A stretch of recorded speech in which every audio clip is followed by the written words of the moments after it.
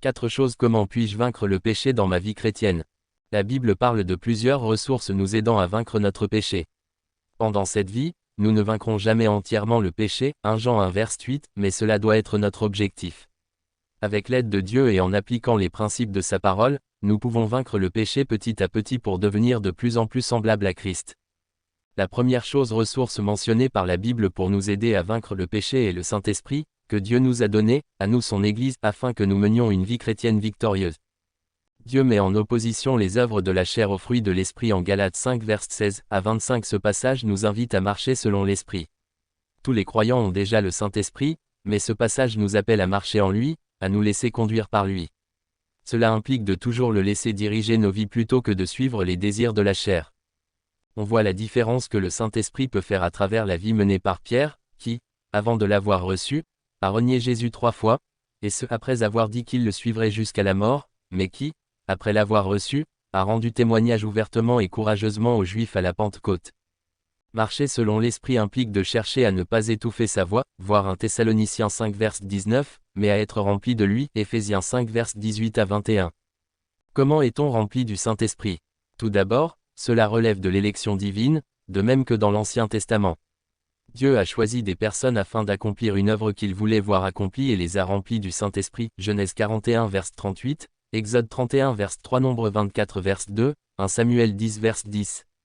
Éphésiens 5 verset 18 à 21 et Colossiens 3 verset 16 démontrent que Dieu choisit de remplir de son esprit ceux qui se remplissent de sa parole. Cela nous mène à notre seconde ressource.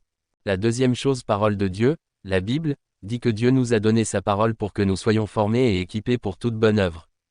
1 Timothée 3 verset 16 à 17, elle nous guide sur la manière dont nous devons vivre et ce que nous devons croire, il nous révèle si nous nous égarons et nous aide à revenir sur la bonne voie et à y rester.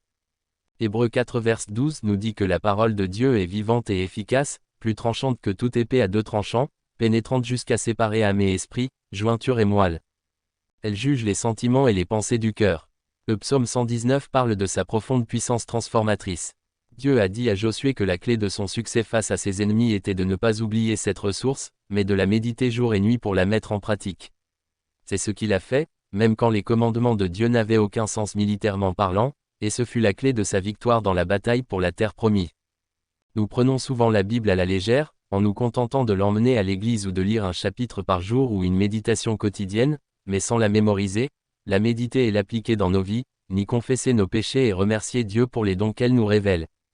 Nous sommes souvent anorexiques ou boulimiques en ce qui concerne la Bible, soit nous consommons tout juste assez de la parole pour survivre spirituellement en avalant la parole quand nous allons à l'église, mais pas assez pour mener une vie chrétienne saine et épanouie, soit nous la consommons souvent, mais sans jamais la méditer assez pour qu'elle nous nourrisse vraiment.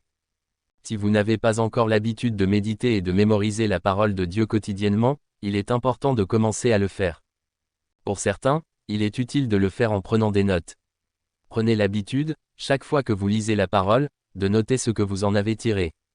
Certains croyants écrivent des prières à Dieu et lui demandent de les aider à changer dans les domaines qu'il leur a montrés. La Bible est l'outil de l'Esprit pour transformer nos vies, Éphésiens 6 verset 17, une partie essentielle de l'armure que Dieu nous donne pour le combat spirituel, Éphésiens 6 verset 12 à 18. La troisième prière est une autre ressource essentielle pour notre lutte contre le péché. Là encore, les chrétiens parlent beaucoup de cette ressource, mais n'y ont que peu recours. Nous avons des réunions de prière, des temps de prière, etc., mais nous ne prions pas comme l'Église primitive.